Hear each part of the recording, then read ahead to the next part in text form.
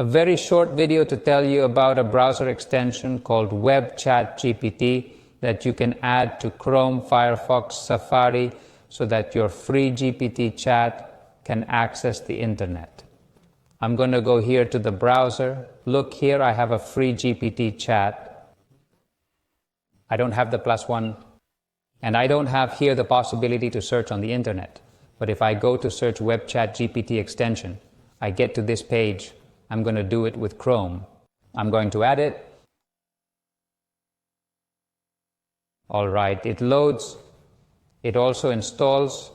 And you see it has opened the GPT chat for me. But now I have this here at the bottom, web access, one-click prompt. I can ask it to do a quick search on the entire internet, okay? And the co-pilot would be using AI-assisted searches, that is artificial intelligence, to extract the results. The usual thing to do is to use the quick search. It's a regular search. Here we can tell it if we want to use it to build the response. So, 6 results, 5 results to pick from any time, or to pick from the last month or the last week, to pick from any region, from America or a specific country.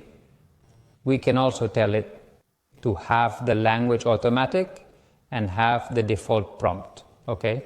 And to use Google or Baidu or Yahoo or Bing. So now I can ask it here. Okay. I've also added something that's called one-click prompts, which are pre-designed prompts, but we're not going to work on that. I'm going to say, who won the Oscars in 2023? You see, it understands the question, does the search, and then constructs the response. The good thing is that it provides the sources. It tells us where it got those answers from.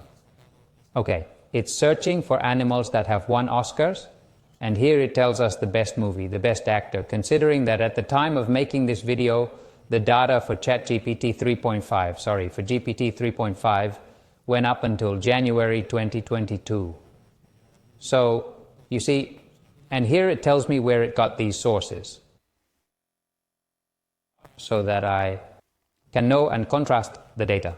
Notice that it has searched for 6 sources as I had programmed, and with that, it has created the response. I can ask it to fetch more or fewer sources, and if I want, I can disable web access. To work with the free GPT without searching the internet, for whatever reason, I can also disable the one-click prompts that we won't discuss in this video. With this, you have all the options of the extension that you can add to your browsers.